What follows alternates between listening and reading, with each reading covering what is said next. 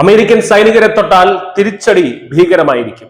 സിറിയയിൽ IS കേന്ദ്രങ്ങൾ തകർത്തെറിഞ്ഞ് US വ്യോമസേനയുടെ കനത്ത പ്രത്യാക്രമണം ആരംഭിച്ചു.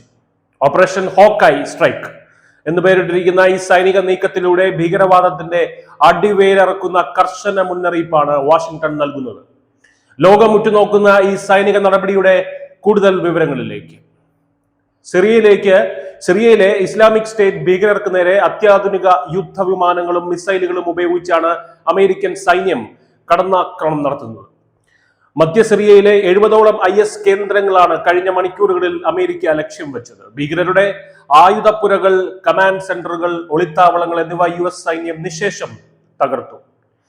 F-15 ഈഗിൾ, A-10 തണ്ടർബോൾട്ട് യുദ്ധവിമാനങ്ങളും AH-64 അപ്പാഷെ ഹെലികോപ്റ്ററുകളുമാണ് ഈ ഓപ്പറേഷന്റെ കുന്തമുന.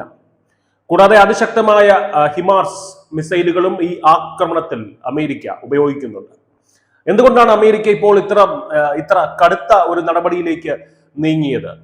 ഏതാനും ദിവസങ്ങൾക്ക് മുൻപ് സിറിയയിലെ പാൽമറയിൽ IS ഭീകരർ നടത്തിയ ആക്രമണത്തിൽ 2 അമേരിക്കൻ സൈനികരടക്കം 3 US പൗരന്മാർ കൊല്ലപ്പെട്ടിരുന്നു. 3 സൈനികർക്ക് പരിക്കേൽക്കുകയും ചെയ്തിരുന്നു. അമേരിക്കൻ ജനതയ്ക്കും സൈന്യത്തിനുമേറ്റ ഈ മുറിവിന് പകരമായിട്ടാണ്, ഒരു പ്രതികാരം എന്നോണമാണ് പ്രസിഡന്റ് ഡൊണാൾഡ് ട്രംപിന്റെ നിർദ്ദേശപ്രകാരം ഈ വമ്പൻ തിരിച്ചടി ആരംഭിച്ചിരിക്കുന്നത്. പെന്റഗൺ മേധാവി പീറ്റ് ഹെക്സത്ത് സോഷ്യൽ മീഡിയയിലൂടെയാണ് ഈ സൈനിക നീക്കത്തിന്റെ വിവരം ലോകത്തെ അറിയിച്ചത്. കേവലം ഒരു ആക്രമണമല്ല ഇത്, മറിച്ച് അമേരിക്കയുടെ ആഭ്യന്തര സുരക്ഷ ചോദ്യം ചെയ്യുന്നവർക്കുള്ള ഒരു താക്കീതാണ് എന്ന് അദ്ദേഹം പറഞ്ഞു. അമേരിക്കക്കാരെ നിങ്ങൾ ലക്ഷ്യം വെച്ചാൽ ലോകത്തിന്റെ ഏത് കോണിലാണെങ്കിലും ഞങ്ങൾ നിങ്ങളെ വേട്ടയാടി വധിച്ചിരിക്കും എന്ന ഹെക്സത്തിന്റെ വാക്കുകൾ അമേരിക്കയുടെ പുതിയ വിദേശ നയത്തിന്റെ കരുത്താണ് വ്യക്തമാക്കുന്നത്.